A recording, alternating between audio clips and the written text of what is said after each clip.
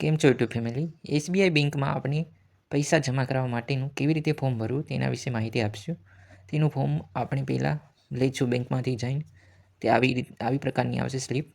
તેમાં પહેલાં આપણે સ્લીપમાં તારીખ લખશું. પછી તારીખ લખ્યા પછી તેમાં બ્રાન્ચનું નામ લખશું.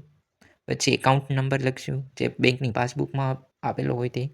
પછી બેંકની પાસબુક પ્રમાણે નામ લખશું. પછી મોબાઈલ નંબર. પછી આપણે કેટલા પૈસા જમા કરાવવા છે તે આંકડામાં લખશું. પછી આપણે તે શબ્દમાં લખશું જે પૈસા જમા કરાવવા હોય તે. પછી આ કોલમમાં આપણે ટોટલ કેટલા પૈસા જમા કરાવવા છે તે લખશું, ટોટલ 7,000. પછી જમણી સાઈડની કોલમમાં આપણી પાસે કેટલી નોટો છે તે આપણે લખશું. જેમ કે આપણી પાસે 500ની 10 નોટો છે તે લખશું અને ટોટલ કેટલા 5,000 તે રીતનું લખશું. પછી 200ની પણ આપણી પાસે 10 છે નોટો અને તેના ટોટલ 2,000 થશે અને ટોટલમાં તેના 7,000 રૂપિયા થશે. પછી પાછા જમણી બાજુની કોલમ આવશે એક.